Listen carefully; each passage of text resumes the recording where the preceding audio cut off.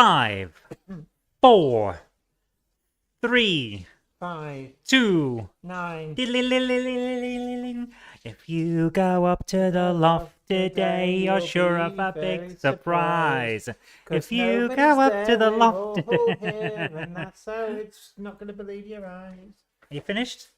For every train there ever was has gathered there together because today's the day that Jenny does the Monday Club on tour. Monday Club. Yeah, it's not Monday, so if you sat there going, "Oh my God, I was late for work." Yeah, I slept through the weekend. That's just. So anyway, if you want to get the chat up on screen, what? Are you still here? No. Good, you're still here. Excellent. So we are still here live at Rails of Sheffield. What's wrong? This bench is squeaky. Okay. Now you've knocked my... See, this is the problem. I'm pretty good with hecklers, but I'm not very good with non-secateurs. So, this bench is squeaky. He's like, no, you're just farting. I was trying to be covert. Right, so... You were trying to be something. Big hello to Ben Leclois. I'm going to let you into here so that you can... Yeah, okay, well, let's jibber-jabber more monkeying out. Jibber-jabber. Yeah. Get in the van, fool! So, anyway, right, oh gosh. Who have we got here? Blue Star Productions, hello. Big hello to you. First like. Excellent. Don't forget to tickle the like button. Share the stream as well. So I'm reading it off the screen over there. That's why I'm not looking at you. Well, I'm looking at you. I can see you through the... So we've also got Alex Dent. Big hello to you. Alistair Boyd 79. Good afternoon. Mark Dempsey. Is there any way of just moving these across just a little tiny bit? I don't know whether... Well, I wouldn't mess with it too much. There we go. It's just trying Mark to... Dempsey says, what was the buffet then? Any left? Yes. Loads left. It was delicious. Don't want to pull the strings too hard in case the entire thing falls off. I'm just trying to get a bit of shelter. When I lean forward to read, I get direct sunlight. Did I have to lean over you and then work this thing forward? Uh-huh. Anything more technical than a toast rack and you can't work it out. Aiden's Railway says, hey, Monday Club on top. Absolutely. We always wanted to do this. We always wanted to go live. But Combat Bunny says, welcome everyone, part 2. Alistair Boyd 79. Hello, good afternoon. Worthington Model Railway, great to see you in as well. How did you get it to do that? I know how things work. Did you? So we're back at Rails of Sheffield, and you should... She's back again. Jenny's back. I was gonna say the Cupboard Monkey's trying to get us a copyright strike, but good luck on actually copyright matching that rubbish. I resemble that comment. Yes, she does. Right. So we've also got Ed Flame 4291 says up in the 30°C loft railway. It's quite warm here, but there's still buffet actually. If anybody wants to come down to Rails of Sheffield open day here in Sheffield, and it's been a really great turnout today. Now, in part 1, you will have seen us interview DCC Concepts, and we had a really good chat about the layout lighting system that they brought to the market. And that's a follow-on from the Friday video that we did. Really great system, and certainly if you want to know more about that, then if you are in the area, it's well worth a trip down just to have a chat with them about the system, plus all of their other products. We also had a chat with Cavalex, and really impressed with the engineering prototype samples of the Class 56 are here on display being demonstrated. And for me, one of the standouts of that is the flange squeal that they've got using the hall sensors, which are actually, if you've ever looked at the 21-pin DCC socket and looked at what all the pins are actually for, there's a reason there's 21 pins, and it's quite simply because there are 21 things going on there. Most decoders only use 11 or 13, but there is a thing for all of them, and one of them is hall sensors. And Cavalex are using those as a way of detecting how much the bogies have swung to one side when it goes round curved track to, in the sound fitted models, activate the flange squeal. And it's a really great idea, and I believe it's the first instance of a ready to run model here in the UK making use of the hall sensors on the NMRA 21 pin specification. Let's just have a look down. We've got Game Hammer Classic Gaming. Which reprobate might that be? Hello, Cupboard Monkey. Oh, hi, gozaimasu. Matt Ovell says hi again. Now, right, we've had a really good turnout here at Rails of Sheffield. We also had a chat with Steve Haynes from Pico about the difficulties of manufacturing during lockdown, the launch of the TT range, and I'd like to thank Pico very, very kindly. Let me go home. Well, I haven't gone home yet, but given me a bag of samples to do a TT build. And I'm really interested in having a go with the TT and just seeing how well it comes together. And they've given me some of the building kits as well. Now, the building kits, I found out, are they're laser cut wood. And it's like very, very thin MDF, I believe. And they've got a like a diorama set up with all of the 3mm products on, and it does look really good. So I'm going to be having a little project build with that. McCarran family says Acura Scale 31, 37 both have flange wheel sensors using hall sensors. Oh, interesting. I didn't know that. So Patrick and Fran at Acura Scale, you kept that to yourself. Aiden's Railway says, brilliant, we have Zoe in the chat. And Retro Mickey 82 says, hi Jenny and Zoe in chat. Big hello to you, great to see you. But yeah, I didn't realise that they were using hall sensors as well. It's part of the NMRA spec, been there all along. And I would be curious as to, I guess in terms of sound decoders, the new 21-pin sound decoders from any manufacturer should support the hall sensors, and arguably I think I will actually check with DCC Concepts about how widespread the hall sensor support is, but certainly it's the first time I've seen it in use. But I will talk to Fran and Patrick. I'm really interested actually. Seeing it demonstrated, it really is quite effective. And McCarran family says, keen to see it more. Yeah, because I guess with careful setting of CVs, you could use it to actually do other things as well. So you could use it to turn on and off roof fans, say, in the all-new Bachmann 37s and 47s, just with a regular DCC decoder, if it supports the hall sensor inputs. And all there is that there is like a little tiny magnet on the bogie, and as it swings out, the hall sensor is just detecting the change in the magnetic field. Worthington Model Railway says, as you probably can't send any buffet over, making a bacon butty for breakfast. Well, I'm looking over here actually, and there is a lot of sandwiches, plenty of quiche, pork pies, little sausages on a stick, and there's a fruit selection as well. So there's plenty here if you want to come down to Rails of Sheffield. I feel all alone now. Every time I start up in here, everybody leaves. I think we're frightening everybody off. But do come down, do say hello. We're hoping we might get Revolution on a little bit later. So hopefully at some point now that we're live.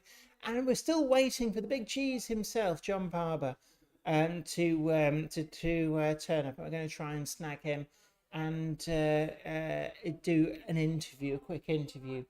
Now, you can see on the little box that's, I can't actually see the screen itself, just to see where it is, but there's a little view you can see of the rummage sale. I call it a rummage sale, that's probably a little bit insincere, but there's a lot of second-hand wagons, coaches, Scenecraft buildings, EFE buses. There's all manner of things there in the little yard at the back of Rails that you wouldn't normally be able to get access to. and it's a really great rummage. Now, I would show you some of the examples. I showed you in part one that some of the coaches and the wagons, but you're looking at £5 a wagon, or coaches are £8, two for £15. And there's some really good stuff on offer. We're not talking about ancient ye olde stuff, but there's a lot right up to Bachman branch line, fairly modern stuff. And it's really, really good for a rummage, but you've got to come down and actually see it in person. It's also a great opportunity to talk to the manufacturers. Got 4 different manufacturers who are here at the moment. So it's gone quite warm, so I'm guessing a lot of you won't see this until tonight. But it is nice to be here down at Rails, and like I say, we've got the buffet going on. Just trying to see what's coming up. It's really, really difficult to read. Aiden's Railway says, with all the sound, light and steam functions available, before long models will really be real life in miniature. And Retro Mickey 82 says, now I'm hungry, I'm on my break. Well, there is a buffet here if you want to come on down. Christopher Jameson says hello. J. Paul Anderson, big hello to you as well. And we're getting quite a bright light through the window. Sarah Davis, welcome back. Just realised I'm watching Weir Yard whilst also watching the match from Weir side. We're losing. Oh dear. Retro Mickey 82 says, sorry to hear, Sarah. And Dominic Z, our Kickline correspondent, says, Jenny, the rarest Kickline item is the 1998 New Bright Kickline Christmas train set. Sometimes you find that you have what's called the chaser item in a great many different sets, and it's not all items are made in the same number, and quite apart from the fact of the popularity of some things and such like, you sometimes find that there'll be 1 or 2 items that are made in far more limited numbers deliberately, and they tend to call them the chase items. You sometimes see this in, more famously, when I was little, the football stickers. You used to get certain ones that you just really struggled to get, and the idea was just to keep buying the blind packs in the hope that you get the chase item. Retro Mickey 82 says, I'm in Wolverhampton, so be a long walk for a buffet. It would. You'd probably get here just in time for them to go, who are you? That was days ago. But I'm hoping that the Cupboard Monkey snags a few guests, but otherwise I'm just sat talking to myself in a corner. There's somebody in here with the they're going through the buffet, sniggering away. But there we are. Right. I've run out of things to talk about, to be honest. Does it show? But hopefully when John turns up, we're going to have a chat and interview with him. We've got Ben from Revolution as well. Hopefully we'll be able to have a chat with him. He was showing me earlier on some of the samples of the all-new wagons. They got the container wagons. These are the all-new ones that were only introduced, and I believe he said it was either 2014 or 2016, on the Real Railway, and they've got 3 different samples of these. They've also got the XSTVG car carrying wagons in a number of different stages of their life. Now, what was interesting for me was that these are wagons that were originally introduced, built in France, but introduced by SNCF, Société Nationale Chemin de Fer, and subsequently when the Channel Tunnel, the Cupboard Monkey's looking at me with this glare, she's been sent out unsupervised. So what unsupervised purchases have you made? Airfix kits. Airfix kits. 1950s and 60s Airfix kits. Right, okay. I can see one there, actually, that I know that Les is after. But I don't know why you're showing me. So limited run of the original mineral wagon. So how much have you paid for these? £10 for all 4. So it's £10 for 4, or £3 each if you just want the 1 or 2. Yeah. And again, this is just an example of what we got. The Rails of Sheffield rummage out there. That's the limited run one. Then they went into actual production. Oh, right. So this was like a trial thing. Yeah. It seems. Did you actually check inside the boxes? I got them for the boxes. If there's anything in them, it'd be better. Ah. Railway locomotive turntable. I know Les is actually Les Cliff, good friend of the channel, has been looking for one of these. But that is. Cattle wagon. I'm looking at the front actually. It's for the picture, but there's the That turntable. picture is on every single thing. Yeah. It's ridiculous. So I'm looking at here. This is quite interesting. Looks unopened all here. Yeah, look, all the instructions. Wow. And of course, because these are originals, there's no bowing to the plastic. It's whereas when you buy them now, the tooling is getting on a Are bit. you a member of the Airfix Modelers Club? Hey, should we send that back? I'm going to send. I'm actually tempted to send this in and see what they do. I think they'll look at you like, you what now? Club page every week in Buster and Battle Action Comics. Okay, that dates it. This is 70s. Buster and Battle Action Comics. Yeah. What on earth is that? Well, Battle and Action were two comics by Egmont Fleetway Productions. And we can't read the chat. No, we can't because I put that up so I could see what I was showing to the camera. All right. But Battle and Action were comics by Egmont Fleetway Productions. Yeah. And as a result of them coming into the market, it took up a large chunk of the boys' comics market. They merged into Battle Action Weekly. And then Action Comics got kind of soft banned due to excessive violence. One of their main characters was a shark that routinely just ripped people to shreds. Oh, that sounds nice. And the result of that was that there was a sudden need for a new comic, a new action comic in the boys' market. Oh, thank you so much. You're welcome. Thank you. Sometimes sat alone in my bedroom, and the missus is thinking, I'm just watching you. Oh, you're live on it. We are live. Don't worry about it. Don't worry. Don't worry. No, it's but we've got a few Big Monday. chap says don't open the boxes. Yeah. Zoe, you weren't listening. Were you? No, they're worth a lot more if you don't open the It was box. already open. Yeah, it just accidentally fell apart in my hand. But here's the other thing: because there was a sudden need due to this soft banning of action comics for a new comic in the boys' action market, What did we get? 2000 AD. Oh wow! Oh, Yeah. so That's the link. So Combat Bunny asked if That we is the got. link between this Airfix model of a cattle wagon and Judge Dredd. It's quite a tenuous link. Yes. Combat Bunny was asking if we got any more stuff. I think that just answers the question. Wamgok says, hi, Jenny. Sarah Davis says, have you left Zoe alone with the credit card? Retro Mickey 82 says, that's actually really good value. Matt Oval says, I just pre-ordered the new Rapido coaches to go with the J70. Oh, gosh, yes, they did. Didn't they look nice? The J70 is getting a limited run in the Great Eastern Railway liveries. Sarah Davis says, a friend of mine spent a fortune on manga comics. They got impounded at customs for being too violent. What were they buying? I knew not. What? Oh my goodness, was it Ninja Scroll or something? Well, who was reading them? That is like, so some custom official has broken the seal and had a leaf through. Yeah. And Retro Mickey 82 says 2000 AD. That's awesome. The galaxy's greatest comic, Splundig Vur Thrig. Okay. Wamgok says, have you bought anything, Jenny? If you'd have tuned in for part one, you would have seen. I've actually bought a locomotive, but I didn't show the locomotive because it will be subject to review at some point soon.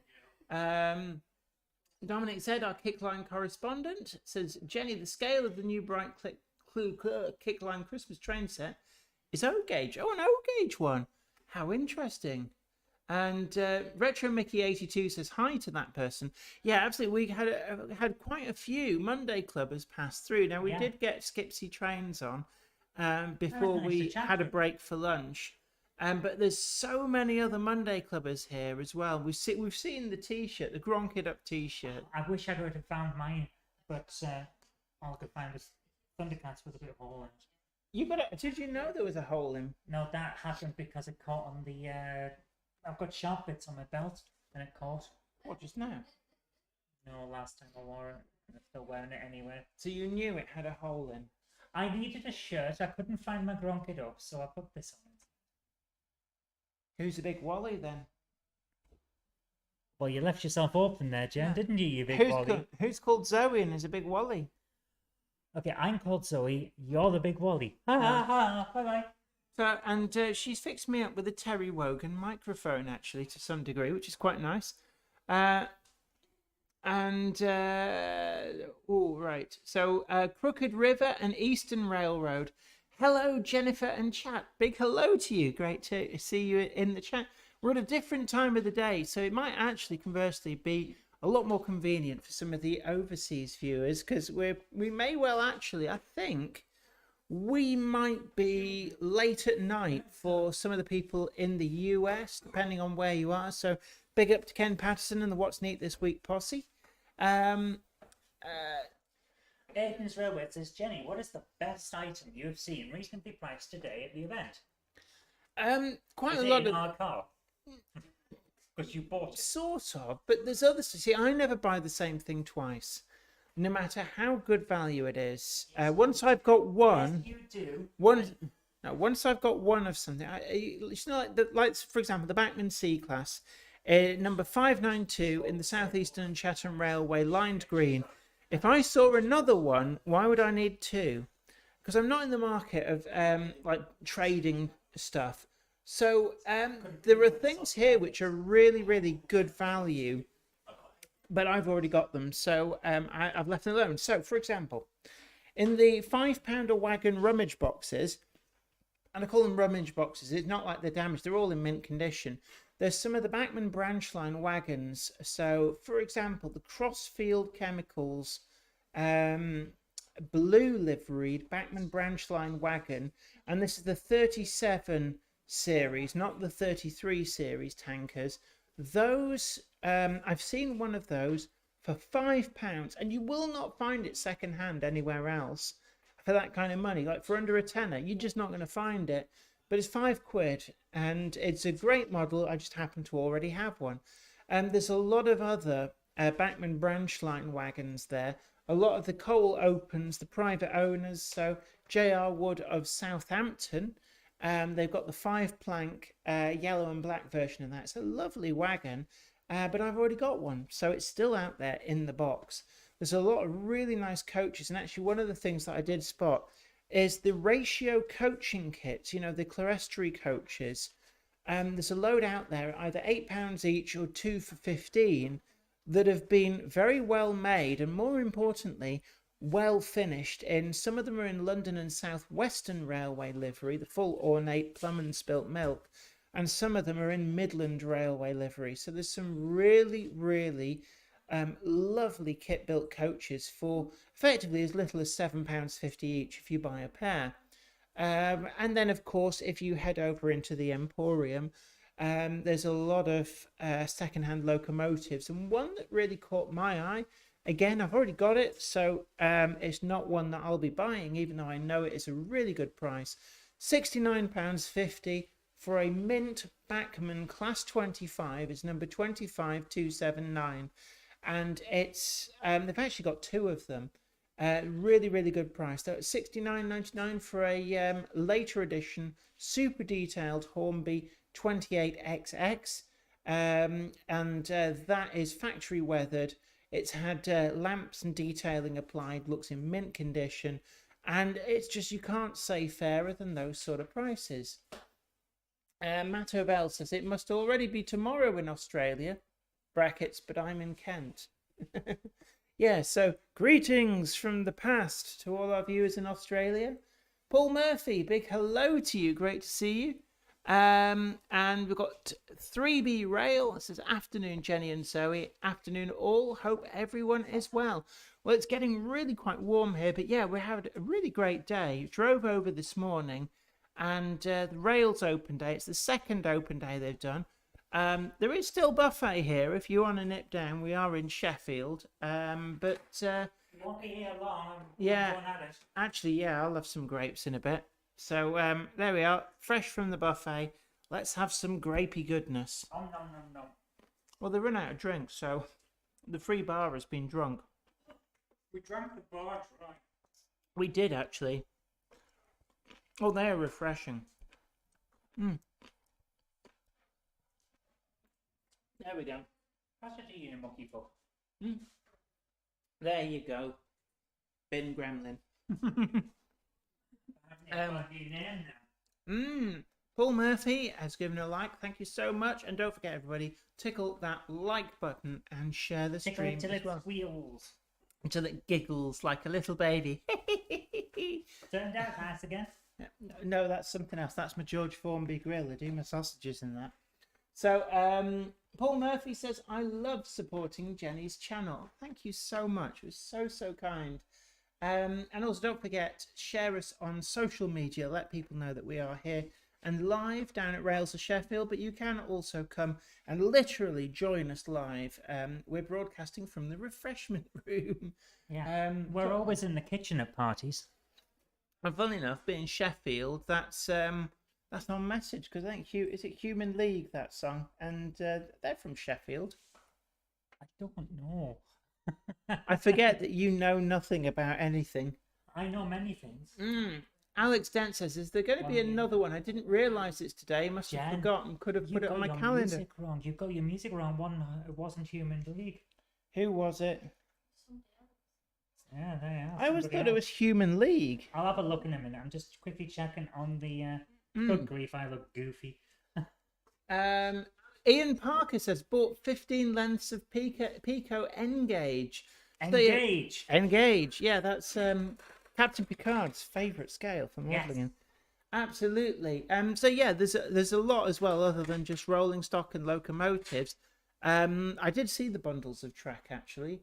So Ian Parker's been through. I may have said hello to you, Ian. There's been so many Monday Clubbers coming through.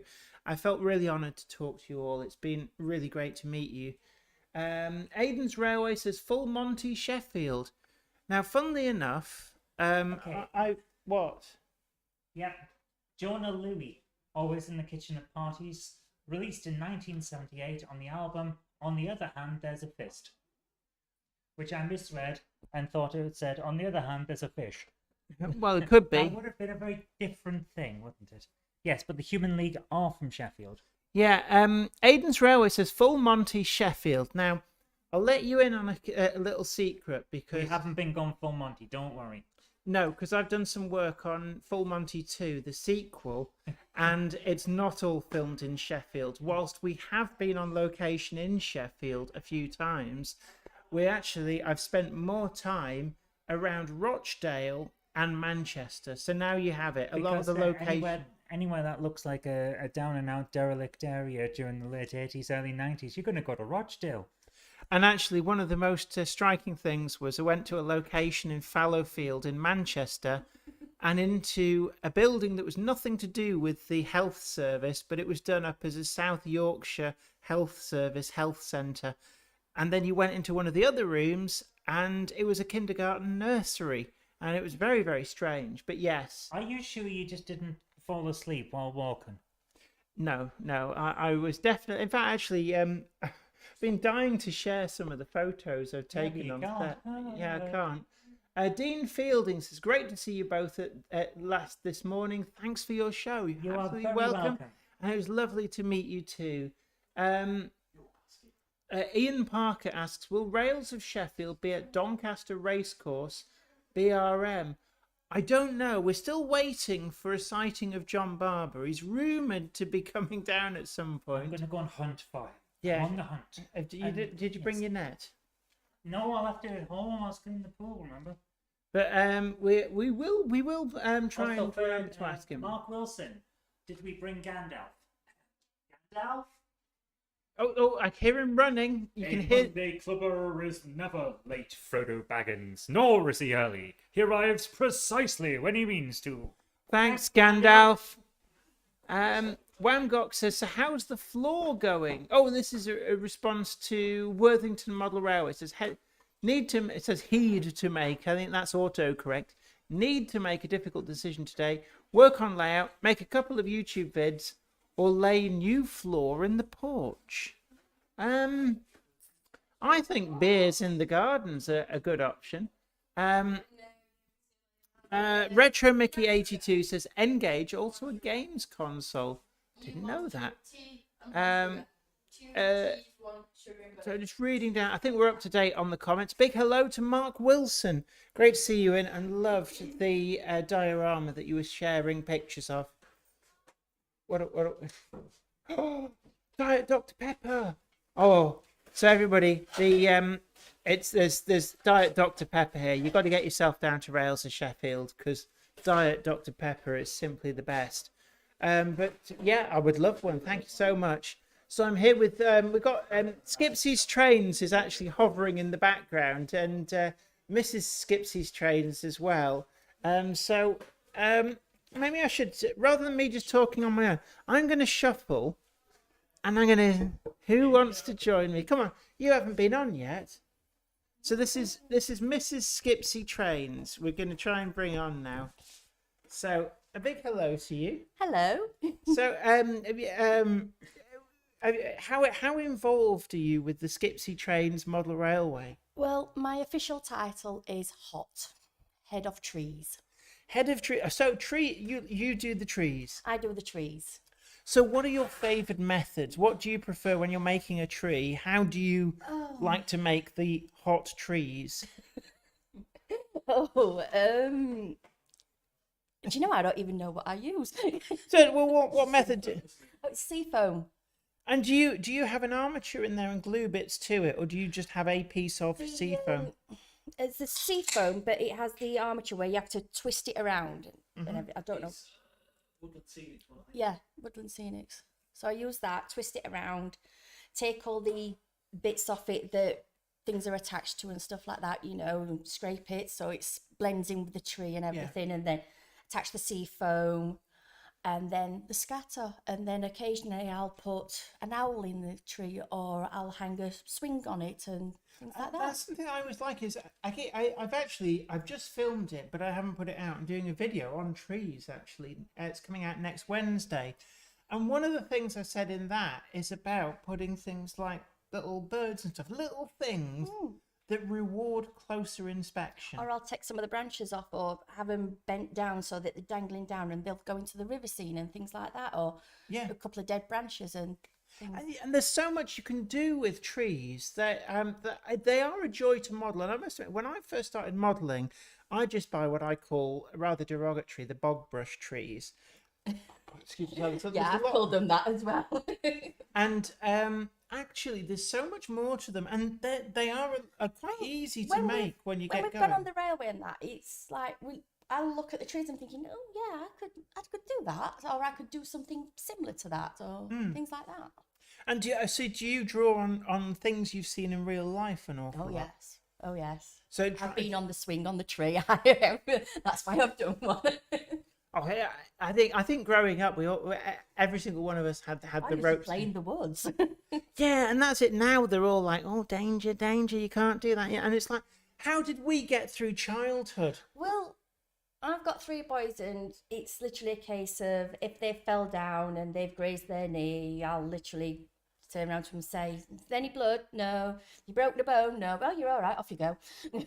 Did you used to get the TCP and used to dread the TCP for that I've thing? got the green paper towel from school. Whoa! What witchcraft is this? When I was at school, it was literally, if you fell and hurt yourself at school and that, you got the green wet paper towel and that's slapped on by the school nurse, and you're all right, you're fine, off you go. Now they'd be like, "Oh, we need to call an ambulance. We need to get." Yeah, they do. Yeah, they do. Like, oh, they're like professional footballers. Have you seen them? Rolling around screaming, we know you're all right, you're fine. Yeah. It's the ones that aren't screaming that you actually need to give the attention to. Yes, you do. Yeah. It's like when your kids go quiet in the house and that you're going down there up to something. What they doing? Yeah. Something has gone very Or me, wrong. when I go quiet, yes. Yes, if I go quiet, I've killed him 3 times in my head. Oh, wow. Oh, we get tea service. Well, I've got Dr. Pepper. Beverage of choice has changed to Dr. Pepper Tea Zero. and pepper, Dr. Pepper. Tea and pepper. Pepper. So we've got let's have a look now. Ian Parker asks, how deep are the roots of your trees? Well, they're not very deep. They just stand on this. I don't do the routes. Yeah, I mean, I've seen people who model the routes, but it does seem like No, a that's just hard going work. too far. Yeah, that's what your static grass is for, to hide where the roots would be. But actually, the model trees, yeah, I mean, they're like a stick stuck in the ground. You don't need roots. No, you don't know. I'm No. going to disagree with that, actually, Jen. Yes, you are. So the cupboard good. monk, you're going to have to come over here for the microphone to actually pick you up. You know, if you see a tree by the side of a pond or something, or in an area where there's been a lot of weathering, Yeah, you'll yeah. see roots coming out of the ground. Mine ain't getting that close to the river. That's when I would suggest roots. Yes, Anything that's when else, I would, yes. it seems a bit superfluous. I haven't got that far yet. I'm just starting on trees. Fair enough. Would you like a Dr. Pepper? She's I've got So one. misunderstood. Yes, yes. Aiden's Railway says, Jenny, if your Oh, father wow, is after any nice. 003 rail track, Mr. Worrell, I think that's Mick Worrell, Durham Trains of Stanley. So Durham Trains of Stanley posse represent. Mr. Worrell has a box of very nice track and points in at the moment. I have got so much for me 003 rail track, far more than could ever be used by one person. Because my father and I, we used to buy complete collections, so you'd always get a full set of track, and you never needed all the track. So, but thank you so much. Mark Wilson says, please say you left Gandalf at home. No, we crammed him in the boot of the car. He's got his hat squashed and everything. I'm very, very upset about that, you know. What's that, Gandalf? Would you like to say that into a microphone? I'm very, very upset about the fact that you made me stick my hat in a box that was made for a hat. Hat. Yes. The thing was, we couldn't have him on the back seat because we didn't have a booster seat for him, so he wouldn't have been able to see out the window, and he doesn't like that. Matt Ovello, I like this, says only London Underground modelers model the routes. Yeah. Ian Parker says tree wire in a hole.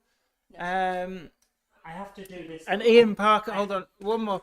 Ian Parker says, nice to go back to your roots. Yeah.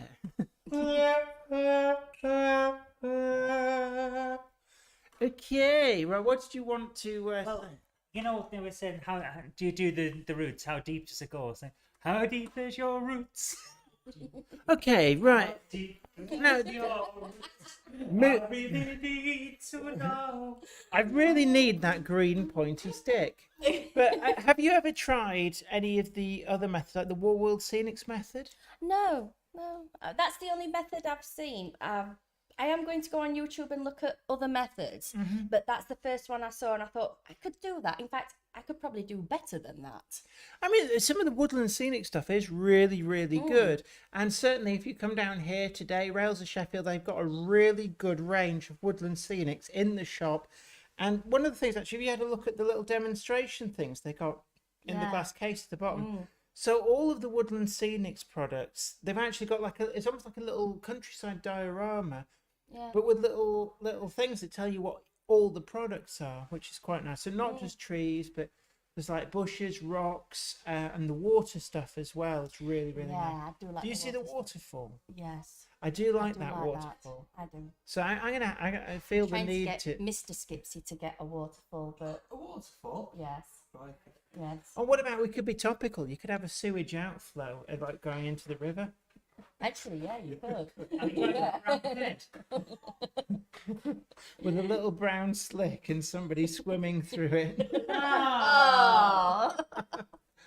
So, Jen, you go too far. right. Mark Wilson says she thinks you're both mad. No. Yeah. And Matt Ovell says those grapes have gone to your head. The grapes of wrath. Aiden's Railway says now on Stars in Your Eyes, Zoe will be. Getting booed off.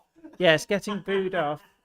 But I mean, one of the things I would say is the actual sea foam. Have you ever thought about trying? You can buy boxes of the sea foam, and then actually picking out bits that look Oh, roughly I have. tree shaped. They're going on the back part, aren't they? So like you get the flat reveals and that they're going up there because they're really tall ones and that. So they're going there, but the ones that I'm doing are going further inland, further inside and everything. And We've got quite a significant potential change of plan coming up in that just beyond the viaduct there's quite a sharp curve, Yeah. and next to the curve are 2 water tanks. And recently we came across, I'd just gone to work, I was in London at the time, there was a leak from the pipe serving these tanks, and then they found another one, and another. They found about 5, I think, the plumber when he came. Yeah. So we've since had discussions about the way to get rid of these tanks. They said, oh yeah, there is a way, you can do this, that, the other, while replacing the whole system. It's like, That we means get there's rid of the been more tanks. trees. Yeah. That's an extension, yeah, and more trees. So there is a potential within the next 12 months or so to change the system and gain more space for an extension to the layout as well. So. Oh, that's always good. But with the seafoam trees, do you spray paint the seafoam, then add the scatter, or do you just add scatter straight to it? Or what's your preferred method? I spray the glue on it, attack it with the scatter and everything, and then spray it again and add a different colour scatter so you've got depth. And then I spray it with hairspray so it doesn't fall off. And one of the things that try is you get a spray can of like cheap brown spray paint and spray the seafoam before you then go through the gluing on the scatter method. It really accentuates the colours and shapes of the seafoam. And rather than being that slightly green colour, you then get a proper bark colour on it. And because it highlights all of the little structure of it, you then get that contrast between the now brown seafoam and the scatters that you put on. Yeah. So it's Good idea, yeah. it's a method that I've only recently started trying, and I've not seen it online. I don't want to claim credit for it, but it's just something I did, and it worked. But I'm guessing somebody somewhere must have done it before me, but I didn't see it anywhere. I can't remember who I saw on YouTube doing these trees and that, but it was a case of we were sat watching it, and I turned around and went, well, I could do better than that. He went, there you go. And he gave me all this stuff, and I just sat there one weekend and did this tree, and he went, that's really good for a first attempt. I went, don't worry, I'm doing another. And then he gave me a load of figures to paint. See, I don't like painting figures, but I love making trees, but painting figures is... Oh yeah, it is. Yeah. It can become very tedious, especially if it's like we need a crowd on this station. I've got your 200 little cheap figures from China. There you go, and you're like, after you've painted 2 or 3, you think, oh, there we go, and then you look at the pile and you go, oh. It's also got the meeting point that he wants me to paint as well, but I've still reluctantly not done it yet. The meeting point? That's the The meeting meeting place. point. You know, Meeting the place. statue at the end of the platforms at St Pancras, enormous bronze statue. Oh, yeah. For the meeting place. I managed to find a 3D print of it, which I was going to put on my terminus station on the layout. So we went out, we bought the paints, didn't we? At some point, you're gonna paint, and do that. So that was it. It took ages to see if anyone could produce that and what have you, and so found it, bought it, and it's been sat in a box for heavens knows Over how a many year. years.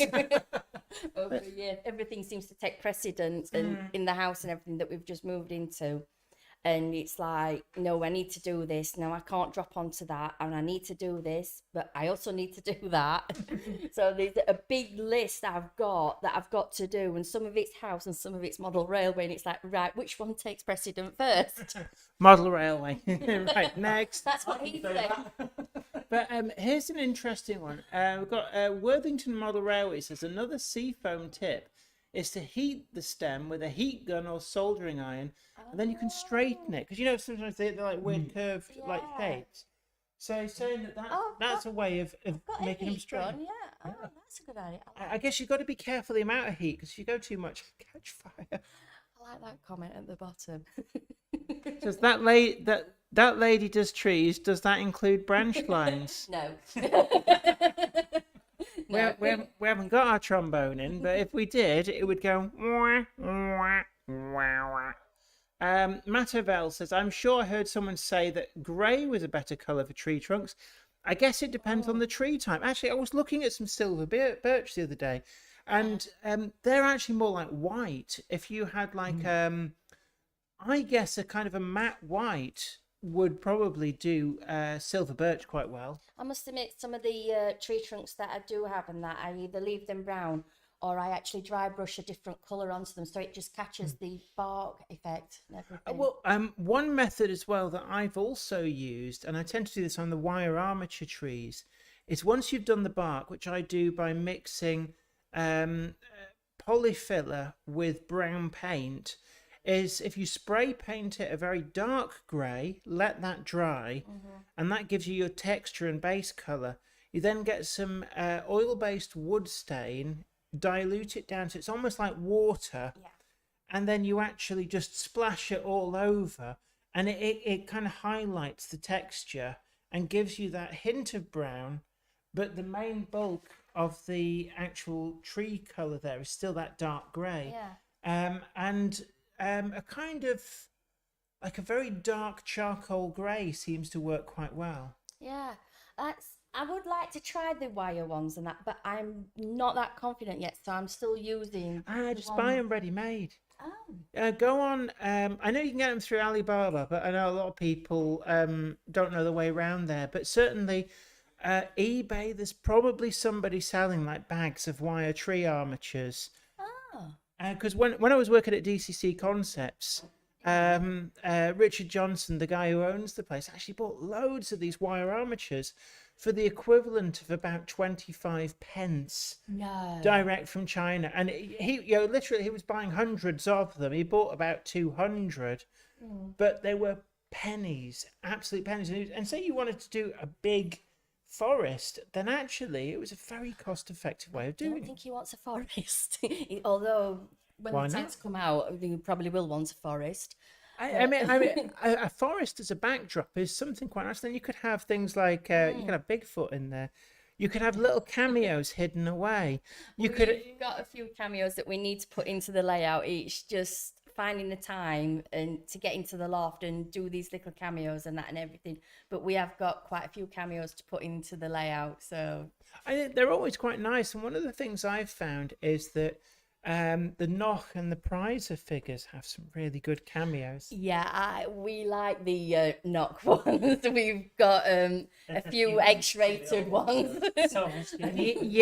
I won't go into those. Yeah, Here's a good one for you. Paul Murphy says, the lady that does trees, do you include branch lines? Oh.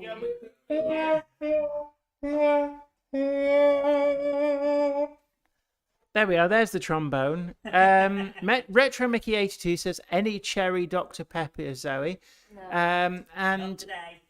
And Ian Parker says I made copper trees 40 years ago. Still need finishing.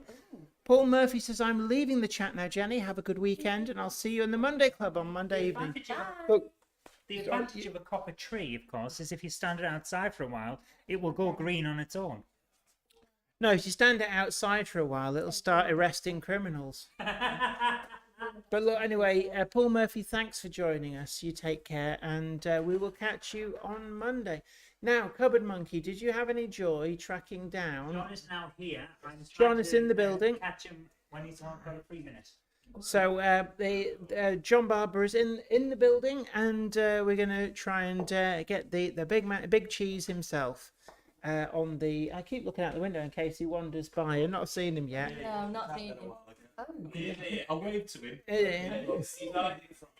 Is he hiding from us, or is he just plucking up the courage? Tell him there's a good buffet spread on.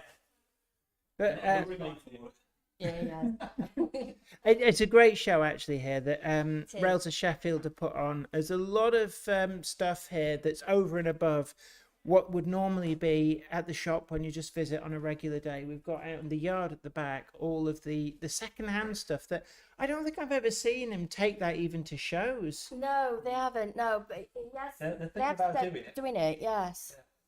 Because And they keep bringing new stuff out all the time. Because I've been around 3 times and seen so many different things that I've now got. You never see him actually come out and fill it up. I've now got a full basket, and we're contemplating having another basket. So, have you paid for the basket contents yet, or is No, that not yet. shocked? No, not yet. Are you going to go? You're going to do me a deal, please do me a deal. I don't want to put any back. No, he's paying anyway. Oh, well, in that case, just get the big trays, tip them in the basket. That's the basket That's the state of so the far. basket. What have you managed to find there? Oh, Signal- everything. There's that box of Oh, the signal gantries. Yeah. We've got 8 They're called boxes. Wagons. So we've got Eight the, boxes. so we've got the signal gantry and a load of the platform canopies. Oh gosh, they're well worth having. Yeah. There's 3 of the There's No, still no, more no. out there. There's still some. No, I used 3 on Weir Yard as part of the, because you can use them as things other than station canopies. And I used them as the canopy in a factory, so it's got like a canopied area. But when I originally got them, you couldn't track them down for love nor money, and I ended up having to go to 3 different shops because I needed 5. And I had to go to 3 different shops just to get enough. And now there's a box full out there. That stuff though is I find so much better than Dapple stuff because it's so much flimsier, isn't it now? The Dapple plastic to use, but that's What we were saying earlier on, actually, these are from when the molds were new. Yeah. So that they're crisp, the detail is really good, but also they're not all warped.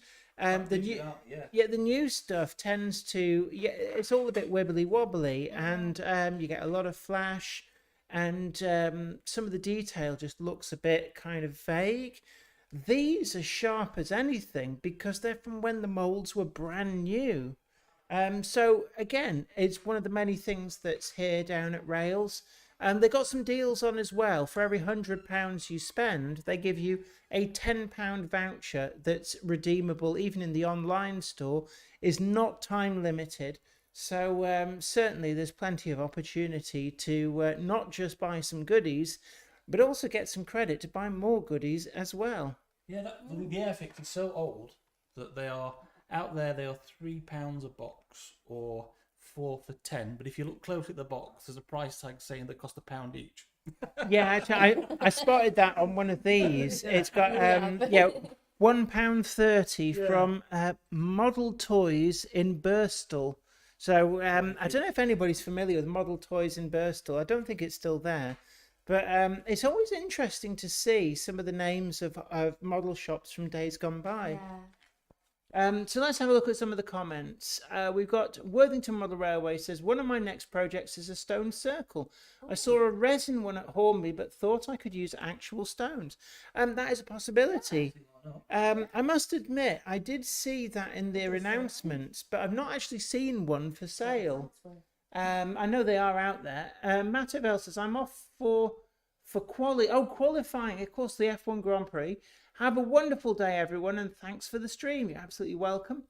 3B Rail says, just a flying visit as visitors have arrived. We'll catch up with you on the Monday Club. Have a great weekend, everyone. Well, thank you so much. And Ian Parker said, when Rails of Sheffield first expanded into next door, I wiped out the glass cabinet of 40 plastic buildings with no prices, 80 quid the lot. Oh. So there's always, and that's the thing, is that John is great with his bargains. Yeah. The stuff is priced to sell. Certainly today is a great opportunity to come down and have a rummage through the boxes of unboxed wagons and coaches. Certainly I got quite a few good deals as well. Yeah, this is Got a basket full. I'm gonna have to. I want to see what you, because you were there before me, so I want to see what you snagged that I didn't even get a look at. Oh. We'll go and fetch the basket. I haven't paid for it yet. I know, but go That's and all fetch right. the We can have a basket. look. We can have a look. I'll try and sneak it out. All right. Tell Tell them that you're using them as props on the live stream. These buns are here. But My son will not come in. He'll be thinking I'll end up on camera. it's like surprise, Walks surprise. in and he went, oh, I'm going. Smile, you're on candid camera. Just tell everybody, saying, there's cameras everywhere, and we're just going beep, beep, beep. It's like Yeah, I've got to CCTV. just realise that there's one there and he's walked past it 3 or 4 times. So actually, yeah, you're seeing down the little corner, we've got a camera trained out at the rummage boxes that are out in the yard that you wouldn't normally get out to, actually. It's also a great opportunity to see what they call the Rails Village, which is the series of buildings out the back of Rails, where formerly they used to have a lot of things like the mail order business, which has moved up to Drumfield. But right, let's have a look. What have you been snagging? What have I been snagging? Right, we've got... Are they all platform canopy kits? No, we've got signal gantry as well. 3 signal gantries and platform canopy for the rest to make it up we've to got £20. those. Oh, wow. Those. There's loads of these Airfix, and they're like brand new in the box. Like somebody's bought loads of these and then sat on them for 60 years. And then, I spy with my little eye. You've got some, oh my word. We've got this. So let's have a look. I'll show it to the camera. So this is low relief underground station. And there's a lot of these buildings as well, actually. I must have had my eye on a signal box as well. And some of these are quite hard to get now because of the batch production. I noticed John's got loads in stock here, but there's such a range of the different buildings. We got this for my son because he's his N-gauge, and it says on the cinema showing the Titfield Thunderbolts. All right, so this is originally, would this be Metcalf? Oh, are we still online? Yes. Yes. So look at that, ready built, and there's a lot of these as well actually out there. So if you perhaps like the look of Metcalf kits and maybe think, oh, I'm not sure I've got the patience to build it, then there you go. You can buy them ready-made. And we also got him these because he's been after some. So he's got some N-scale Graham Farish containers. And we also got him some flexible check fence. So there you are. So there's a whole wide variety of goodies here, and not just in 00. For the benefit of everyone, he's hidden behind the camera at the moment. And he's the ginger one that keeps walking past the camera that's outside. Yeah, he doesn't know that there's other cameras here that we've been... This is for my other son because he's into all these. Yeah, so this is the older railroad style Hornby sleeping car. Oh, so two of them. Two. So there's two. And then... An assortment of wagons. Wagons. That is quite an interesting livery, actually. Yeah, I've got to show we like this that. off. So there you are. You're not going to miss that one, are you? I think this is Hornby. Yeah, this is one of the Hornby Stanier brake vans. And I'm not quite sure what livery this is. It's not got wasp No. stripes on either end. Reminds me of a bumblebee. It does actually, yeah. It's like It's just that it's immaculate as well. It is immaculate. it is an interesting livery. Most of the wagons that I've picked up are absolutely immaculate. They are unbelievable. We've got birds custard, 5 bananas. So anybody who collects the older style Hornby, I think they're based on a Hull and Barnsley railway van. We've There's got Model loads. Zone. Oh gosh, yeah, remember them? Model Zone. Yeah, yeah. We were thinking of running a model train, literally. Dinnington So we've got a Beatties van, we've got Red Gates and vans, Pepsi. Rails vans. Oh god, remember these? So Pepsi. Do you remember there was 7-Up and a Tango one? Polos, Duracell batteries. Jif. Yes, Jif micro liquid wear. Are you? Terry's chocolate orange. It's not Terry's, it's mine. mine. I think it's quite a nice And one. because I use a disinfectant, I had to get the Zolflora one. Yeah, that's Zolflora. I didn't. Is this so that's Graham-Farish. So that must have been like a promotional wagon. That's a bit different. That. And we had to get Shell because that's part of my name. Oh, I say actually, that's one that no, that's a good one. That's one of the Yeah, I Backman like that Backman one. tankers. And there's a lot of Backman tankers out there as well, actually. And we've got this one because it says Sheffield on it. So what is this? So this is I have Amoco no Sheffield. idea. I'm looking at Lima. So it's a Lima model. And Coleman's mustard. Coleman's mustard. There's quite a variety. of We have a lot of and St. Ivel. So we've got let's have a look. George Botterini, big hello to you. Welcome to this impromptu live stream. We're here live at Rails of Sheffield at their second big open day, and I'm here with Mrs. Skipsy Trains. You may remember Skipsy Trains. We shared a lot of the videos. Skipsy Trains is here. He's just hiding off camera. No face, really. So It's on me. You'll regret it. But we've had quite a lot of Monday clubbers through as well. There's a few in the chat at the moment, but I've met so many people, and I have seen some Gronked Up t-shirts as well, which is really good. And Ian Parker says, what was the price of the second-hand wagons? They're £5 each. Any wagon for a £5, and the coaches are £8 each, or 2 for 15. There is a deal on the coaches. And Aiden's Railway says, I've never seen the Zaflora wagon They before. had 3 at one point. I don't know if they're putting any more out, but I got 1. There were 2 others left, but I don't know if they've brought any more out. Yeah. But it's always They're unusual. they do keep bringing more wagons out and everything, so it's best to go around it, walk away, and then 5 minutes later go around it again, because there is always new stuff being put out. So yeah, I need to go and have a look actually. I'm going again. Aw, I need the cupboard monkey. We're hanging on. Walked out. We're hanging on for John Barber. I think we'll. We were hoping we might get Revolution trains as well, but oh wait, Good luck. budget. You're gonna have to move across a bit further. Oh dear. So Yeah, lean I'm right back in in. there. Lean right in. So this is Skipsy Trains, Oh, yeah. everybody. If you haven't seen Skipsy before, and it's just really nice to finally get you on the live stream. We've shared I so know. many of your videos. Yeah. Well, we've said you'll have to come and visit our layout so that you can Yeah. have a good look. I have to have a good look at the 4-track mainline viaduct. Yeah. I've really liked And the that. little thing underneath. The river underneath, the river scene. No, I mean the track Oh, the underneath. underground. Oh, Yeah. yeah. Yeah. Because I get, you see it in the corner of the videos when you're focusing on the viaduct, you just catch a glimpse that there's something else. Oh, there's always And, something else yeah. going on. Well, I mean, that's just a storage level. But when I started work on it, I think it was I'd like an underground line as well. But because when I started work, my mum was still living in the house. We hadn't actually bought it at that point. It's almost like it's got a planning condition that it can't go any lower. So now, if I want to put my underground line on, now I've got to retro go down. Which Right. ultimately, when we've finished or got to a certain point, that's what we'll do. Because I've got 3 of the S stock trains, and I got one of the recent 38 stock.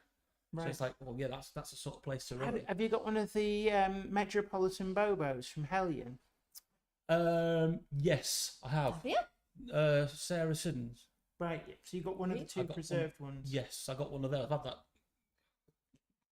They are a lovely model, actually. I must say to people, I know that some people complained about some of the earlier Hellion diesel and electric releases, but the Metropolitan Bobo was actually a really, really good model. I've got 2 of them, and really, really pleased with them. So that'll look good going round on an underground. Yeah. So ultimately, we'll get round to that. I mean, I think I've got a couple of stations. I think it's Kingway models kits. And as you'll have seen, there's still there, the low relief. Yeah, the Batman Scenecraft. They do. There's quite a lot of Scenecraft here as well. That's another thing. If you come down, there's a good browsing through some of the Scenecraft that's not been available for some time. I saw that, the Art Deco power signal box. Oh. I was Yes. looking for one of those for years, never found one. I gave up. And I've actually got a different signal box in the location, but I actually wanted one of those and I couldn't find one. Yeah, And John's been sitting on one all this time. I know. Yeah, he does that. He does. When I first came and had a look around, and he took us on a tour of all of the stock Oh, rooms, I saw that. and it would be video. like, "Oh my God, you've got X," and he'd be like, "Have we?" "Oh, yeah, apparently we have." And he honestly didn't No know idea. everything that he had. So, Cupboard Monkey, final call for John. He was on his way and got distracted and is now showing someone around upstairs. But he might be down. Oh no, because I'm starting to really overheat, so we can't go for too much longer. But certainly, I do want to bag and tag John for an I will interview. try and grab it. Ian Parker says, "What was the price of the second?" Oh, sorry, I've read that one out. Worthington Model Railway says, "So envious of all those goodies." Ian Parker says, "Got that brake van?" I think it's a fairly recent one. That brake van. Yeah. It's not the retooled version of the Stanier brake van, but I think it's the very previous release that they put out of it. So not more than a couple of years old. Cameron Patterson, big hello to you. Says good afternoon to all from Glasgow. And Ian Parker says now building railway baseboard number 89. Oh my Get it. God. That's the way. So this must be a get it. huge layout. Don't get no ideas. But if you're in the area, come on down, and we're live at the second big Rails of Sheffield open day. Still plenty of Buffy left. There is still plenty of buffet, and actually the free bar is to back on. Nothing alcoholic. Although I did hear a rumor about prosecco doing the rounds. There was last time we There came. was last time. was- I wasn't here. I was ill. I don't drink, but Georgie gave me a glass of celebration, so I thought I'll give it a try. And then my face went light-headed. bright red, and yeah, it's like it's a bit funny after. So they had to ply me with coffee. And I was in bed lightheaded anyway because I was ill. So presumably, like, this grape juice tastes funny. This isn't Schlur. He doesn't drink that either. I find it too sweet. It's like they've taken grape juice and just added sugar to it. It's Yeah. horrible. Oh, They've got dear. fresh orange juice though. Have they? What? Who? What? Oh yeah, George just took it through to the shop. Oh, I might have to invest it. You know, there's that time after you've eaten so much junk food where your body goes, vitamin C. I just need a bit of vitamin C. Mine goes broccoli. Broccoli. Broccoli. I have to eat the broccoli or the cabbage. It's the vegetables I'm craving. See, we just started trying to grow broccoli in our garden, in our vegetable patch. I don't know I've what been growing tomatoes and lettuce. tomatoes grow really. Lettuce, I've never had any joy with. Oh, Carrots and parsnips, I do Not done them incredibly yet. well with. not done any. But at the time we had quite stony ground, so they Ours is came out clay. weird. So I shaped. just use pots for most things. Right. We've got really good ground, but it had a lot of stones in. But I bought a stone, what they call it, a riddler. It's actually a sieve for soil. Oh, And I sieved all the stones out. Thankless task. You remember that really hot weather we had? oh, I did it then. oh my God! It's like, hard mode, engaged. And I'm hoping now. Mine was drink mode engaged. I Just was wanted the I water. was in a metal site cabin on those hot days. So basically, you were in a pressure cooker. He was in a pressure Absolutely, cooker. yeah. He was the tin steam pudding you could Oh, yeah. get in the 80s. That's what I gave that as an example. Yeah, I was being steamed. Oh, like, what have they got? Fray Bentos pies in a tin. Sort of thing, No, yeah. the Heinz. Get the steam Heinz pudding ones. puddings. Oh, Jam they used to do roast like, ones, like a yeah. bunny Stick it in the pudding. pan, boil it Sticky up. toffee pudding or spotted dick. I only ever tried them once. So, I don't know how many people we've got in, but look, we're trying desperately to get hold of John Barber for a final interview. I was hoping that Ben from Revolution Trains would be able to come over, but he's here on his own. He is available if you come on down to have a chat with. He's got examples of the car carrying wagons. They're doing them in early sort of 1990s guys and also the later guys where they got enclosed roofs and side panels to stop little scroats from chucking stones at the cars as they went past. Also got the container, the brand new container flats, the ones that were introduced on the Rail Railway in 2016, I think he said, as well as examples of the Class 59 and 59-2. They've got the Class 128 decorated samples, and they've also got an early sample of the N-gauge version of the Caroline observation car. So there's a lot to see there. There's also DCC concepts here. We had a good chat with them in part one. The same with Steve Haynes from Pico. Had a good chat with him. And we also had a chat with the Cavalex boys. So if we can at least get John, he's the big cheese. So He's the big cheese. and he's fun. He's first time actually I met him. I was a little bit scared of him because I didn't know what to expect. The first time I ever came to Rails, and I was only a child, John was the person I met. That was back when he was at 35, right. Road. So yeah, I've known him I think that's a the long first time I time. met him as well, when we first started dating. He says, come on, I'm going to take you to my favourite model shop.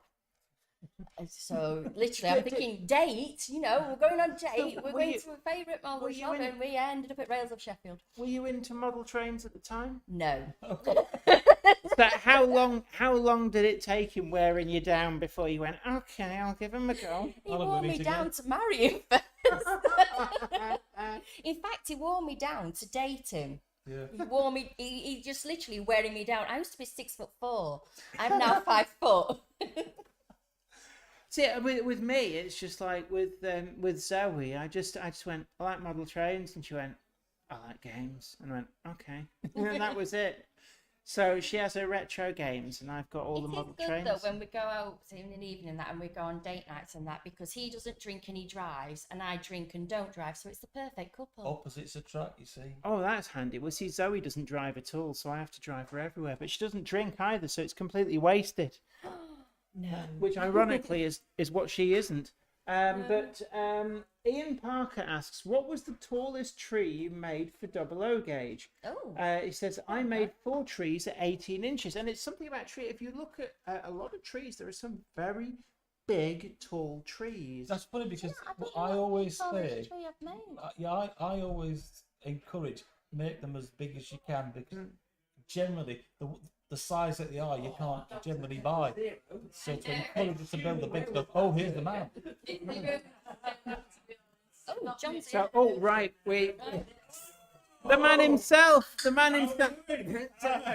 So, Thank you. right, in that case, thank you so much. We're going to make space for John. Are you kicking people out of their crowds? Oh, we've got the big hitters in. So we've got John in, and I'm good. I'm fit as fiddle. You know, I've had the old lurk. so I think the tallest I've made was about 10 inches tall. But certainly, if you can make a really big tree, then they do look quite effective. So we might have a little bit of background noise. We've got quite a few people in. So we're hoping he keeps getting sidetracked. He's easily It's absolutely just. so he keeps getting sidetracked. But we will eventually get John here on I'm going to say on the sofa. He does. People can hear him. So Worthington Model Railway says rabbits mowed down our broccoli plants when they were about 6 inch high.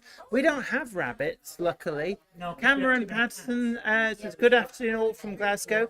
Don't forget to tickle the like button. Share the stream as well. It's really important. Let people know on social media that we're up and running.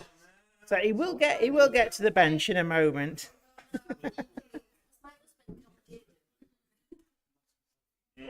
So Richard Brighton is now staring at you through the other little camera. He didn't know that was there, did he? Oh my word! So I'm not being out socialising. are you all right over there? You didn't know there was a camera there, did you? You did. So right. Any second now. Any second now. Right. Oh, right, okay. Right, here he is. All right. I think hello, great to see you.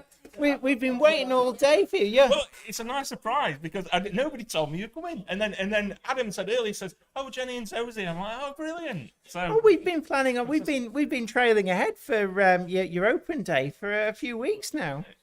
brilliant. That's great. Well, they call me the mushroom because they keep me in the dark and they feed me SH1T. But I mean, Rails is going from strength to strength, and this is the second open day that you've run. You had the first one when you've opened the refurbished shop, Yeah. and that worked so well. You've done it again. Yeah, it's been really well. I can't take the credit because it's really Matt and the guys who, Matt, the manager, and his retail team, and they're really going for leaps and bounds with what they're doing. So I sort of let them just get on with it, and it's like we're having another open day. It's like that's great, and It's like, okay. I thought, it's probably like hopefully get a few people through. But we're up on last time, so it's So you've had a really good turnout today. Yeah. I mean, we've been doing a live stream all day. We did it in two parts. We stopped when the buffet came in. We told them all there's a good feed if they get themselves down here.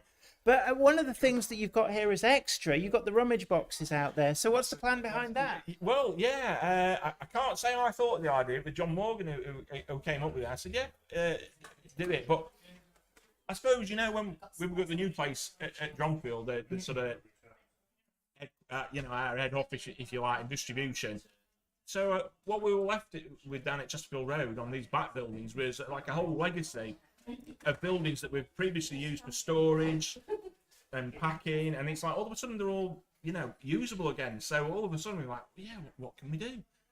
So you might have already seen which was the small stock room. Yeah, I've seen that's already. It's got the window display, but behind it was a stock room. But that is now in the next few weeks.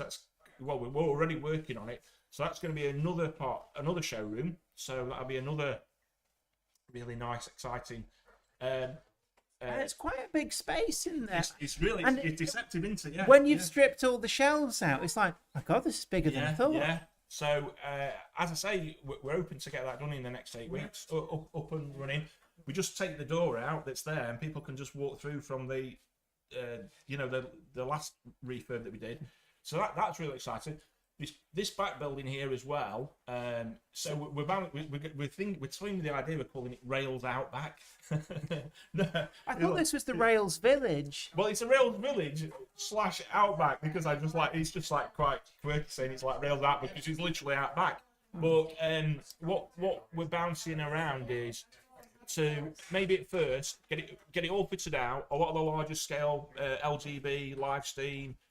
Have that on the upstairs, all on shelves, and then a bit of like this rummagey stuff that we've got in the backyard, and then at least once a month have like an open day, whereas we'll have it open, and then we probably do it sort of by appointment only. If somebody's sort of into LGB, they can ring up and say, "Look, I'm coming," and we'd open up specially.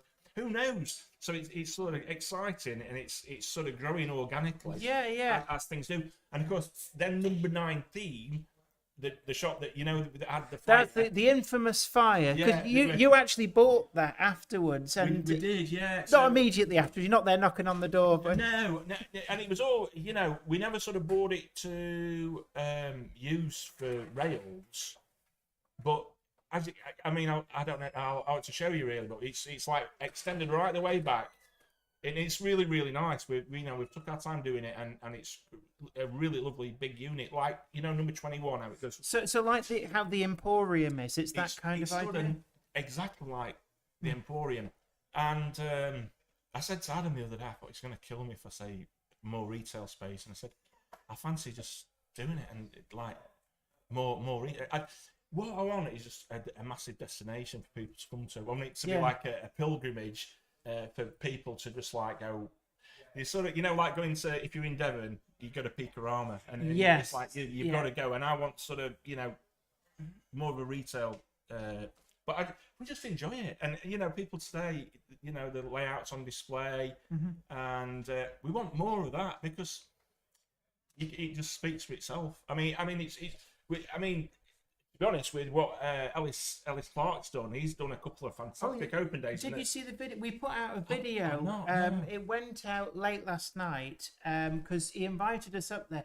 And actually, when I was there, I was thinking, actually, this is John's cup of tea. Well, it is, and you know what? It's like credit to Ellis. It's like I think we think a lot, a lot alike on things, and it's fantastic, and it's all about getting people to visit and have some fun, and hopefully from our point of view we'll sell some product. But it's like that's it. We don't want to be this there's too many like dingy little model shops, which is fine, but we want like the sort of thing when you go to an exhibition.